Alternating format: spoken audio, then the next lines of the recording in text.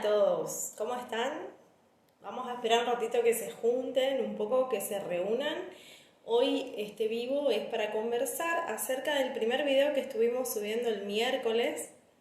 Estrenamos finalmente el primer capítulo de Tu Luz Propia.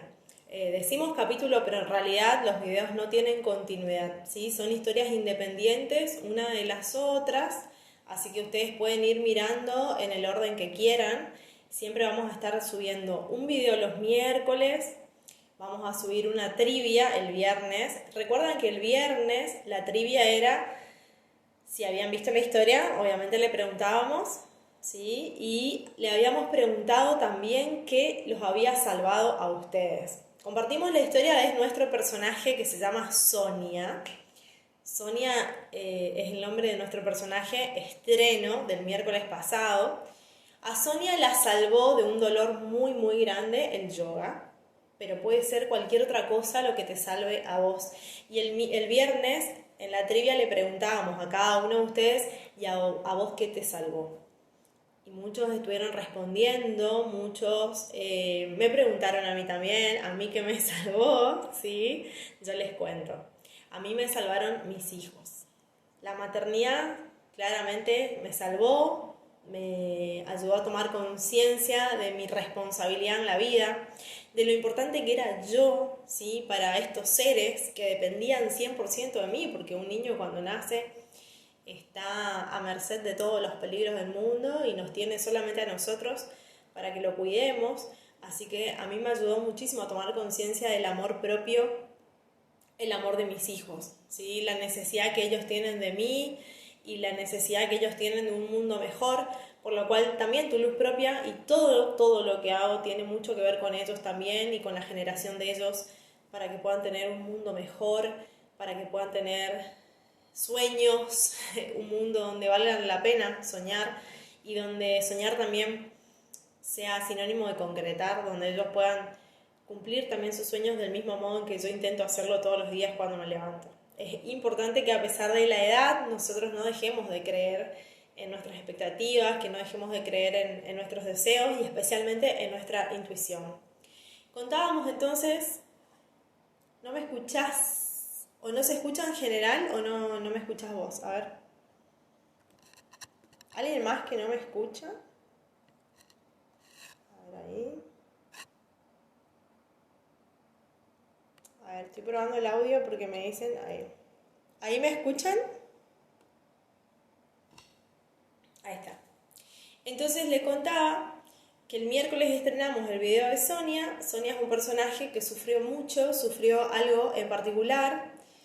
En la historia contábamos un abuso infantil, ¿no? Un tema exageradamente delicado, extremadamente delicado, por seguramente muchos de ustedes habrán sentido identificados, pero también quiero abrir el paréntesis de que tu dolor puede ser cualquier dolor, ¿sí? Los dolores no son comparables unos entre sí, es decir, que no podemos decir que alguien que sufrió tal o cual cosa sufrió más o sufrió menos que alguien que sufrió tal o cual otra, ¿sí? Porque a veces tenemos como esa maldita costumbre de decir, no, porque a mí me pasó tal cosa, vos no entendés porque a vos no te pasó lo mismo o porque a vos te pasó tal o cual otra y entonces mi dolor es más que el otro, o sea, no.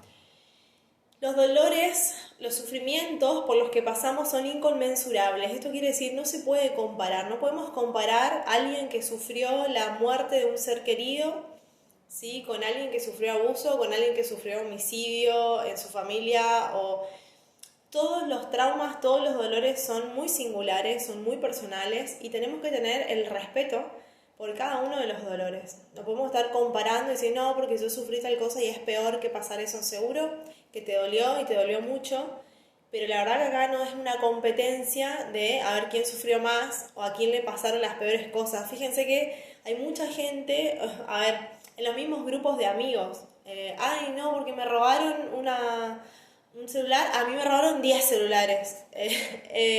A mí no sé, me dejó mi novio, a mí me dejaron 3 novios. O sea, no. Nosotros lo que tenemos que hacer es compadecernos primero de nosotros mismos, perdonarnos, ¿no? Decía el mensaje que dejaba esta historia de Sonia, que a veces hay mucha gente que nos quiere ver mal, hay gente que nos hizo mucho daño, claramente, con o sin intención. Y esto también fue un tema de trivia, ¿no? Me preguntaron primero, fíjense cómo la trivia se dio vuelta, ¿no? Porque por ahí recibía mensajes donde me decían, ¿y a vos qué te salvó? Bueno, les contaba entonces que a mí me salvaron mis hijos y el poder tomar conciencia de lo importante que era cuidarme, quererme, porque yo tenía que estar bien para poder hacerlos felices y para poder mantenerlos bien a mis hijos, ¿sí? Y hoy por hoy es una prioridad. También me preguntaron, por ejemplo, perdón, se me juntan los temas.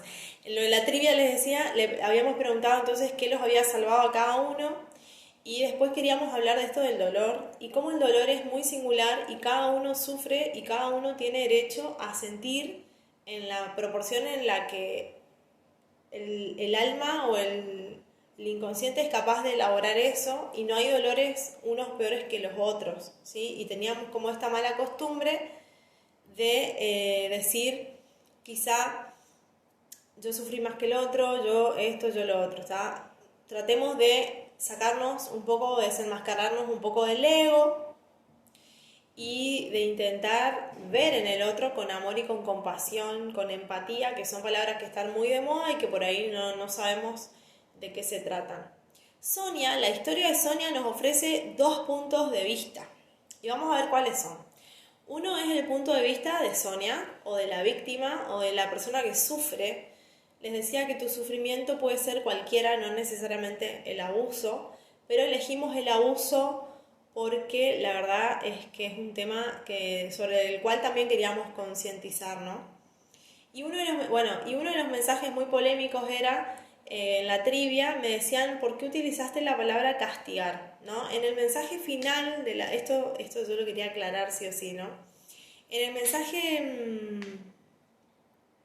a ver, cada uno tiene su cruz y la cara como le sale, exactamente. En el mensaje final yo decía, el peor castigo que le podemos hacer a alguien que nos quiso ver mal es ser felices, ¿sí? O algo así era el mensaje, ¿no? Y algunos me dijeron, ¿por qué hablas de perdón y castigo en la misma oración? La verdad es que esto fue un juego de lenguaje, ¿sí? Todos los mensajes en parte están un poco adrede para que ustedes puedan sentir como una especie de incomodidad y ante esa incomodidad reacomodar un poco nuestras ideas y nuestra perspectiva. Cuando uno sufre, y especialmente cuando es otro el que nos daña, cualquiera sea el dolor, cualquiera sea tu dolor, y sobre todo si percibimos que es alguien el que nos dañó, ya sea porque teníamos X expectativas y esa persona no alcanzó esas expectativas y entonces nos sentimos dañados, ya sea porque realmente nos hizo un daño concreto, como en el caso de la violencia o el abuso, no sé, una desilusión, cualquiera sea tu dolor, nosotros nos sentimos mal y lo primero que va a hacer el ser humano es sentirse o ponerse autodestructivo. ¿Sí? Esto es algo que ustedes se van a dar cuenta que hay pequeños signos o hay pequeñas actitudes en nosotros cuando sufrimos, ¿sí? Que tienden a la autodestrucción. Uno cuando está estresado, cuando está herido, cuando está triste, se come las uñas, se nos cae el pelo, comemos, nos agarra ansiedad y queremos comer, discutimos con todo el mundo, le digo cosas que no quise decir a la gente que más quiero, falto al trabajo o dejo de hacer eso que me gusta, dejo de cuidarme, dejo de salir con amigos, dejo de alguna forma de atenderme o de escucharme. Y es fundamental porque cuando recibimos un daño, cuando nos sentimos dañados, lo primero que nos ocurre es que nos sentimos culpables. Y ante esta culpa, a mí me da gripe totalmente, cuando estamos heridos, algo nos pasa que tiene que ver como con una especie de autodestrucción. Entonces, es como si nos castigáramos a nosotros mismos por haber permitido ese daño o por habernos generado ese daño o por haber pasado por esa situación.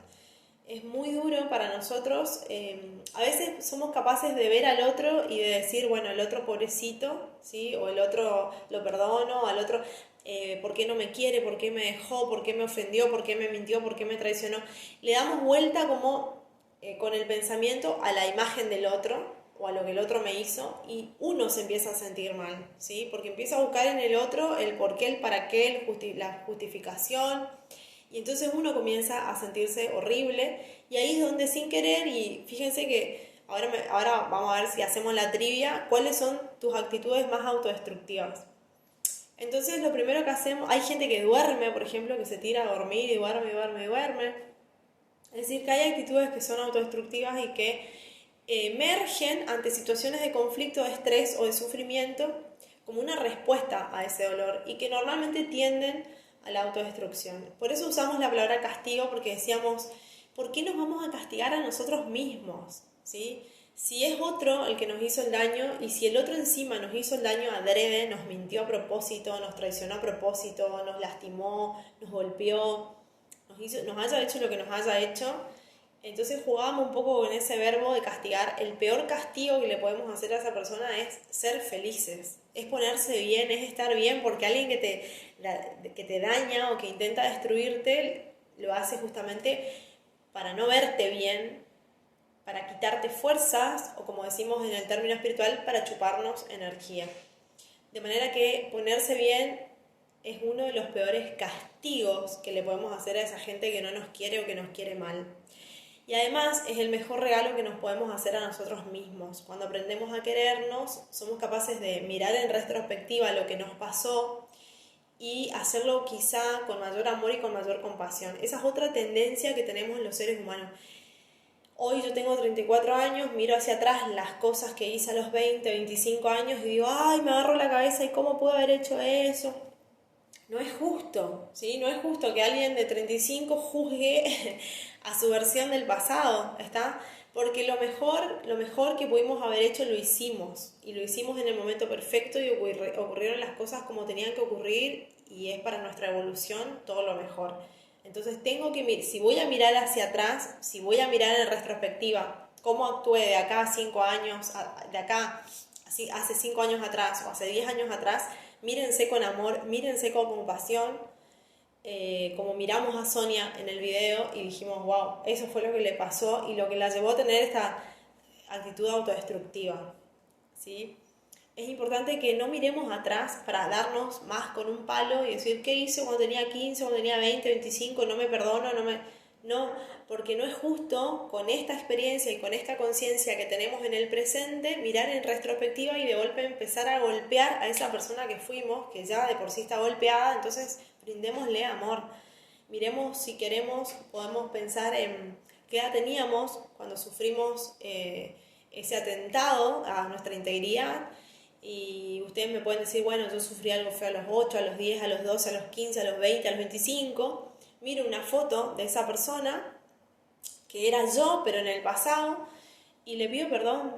Le pido perdón quizá por haberla expuesto a esa situación, le pido que perdone, si no, a las personas que tendrían que haberla protegido y que no estuvieron. ¿Sí? Vamos a hacer un trabajo de amor, pero especialmente con nosotros mismos. Esa es una deuda vital que tenemos con nosotros mismos, ¿sí? Desde este punto de vista de Sonia, les dejo entonces la consigna para el viernes. ¿Cuáles son tus conductas autodestructivas? ¿Qué es lo que sentís que te haces para lastimarte cuando estás mal, cuando estás enojado, cuando estás triste, cuando alguien te ofende o te lastima? Y tenemos el otro punto, que es el punto del observador, ¿no? El punto del observador, yo puedo haber mirado la historia y de golpe no me identifico con el dolor porque a mí no me pasó nada, supónganse, o porque tengo un ego negador y quiero pensar que no me pasó nada tan traumático. Y resulta que me puedo encontrar quizá del lado social, donde cuando vemos a una persona que se está autodestruyendo, del modo que sea, nosotros elegimos ilustrar esta historia de un modo por ahí más visible, ¿no? Que tiene que ver con esto de salir, emborracharse y como romperse la cabeza. Ahora dicen golpearse la pera, bueno, darse la pera. Entonces de golpe vemos a una persona en ese estado totalmente autodestructivo y lo primero que nosotros tendemos a querer decir es, ay, ¿qué le pasa a fulanita? Que sale todo el día, que toma todo el día, que engordó un montón, que no se cuida, que anda toda despeinada, que no va más al trabajo. Que lo primero que hacemos como observadores es juzgar. Dígame si no. ¿Cuántas cosas nosotros hemos dicho ¿sí? Sobre la gente, de alguna manera, cuando los vemos que están como desequilibrados, ¿no? Los juzgamos porque cuando uno está desequilibrado enseguida se nos nota en el cuerpo, se nos nota en el aspecto, se nos nota en la salud, por supuesto, se nos va a notar en las decisiones, ¿sí? Vamos a empezar a tomar malas decisiones.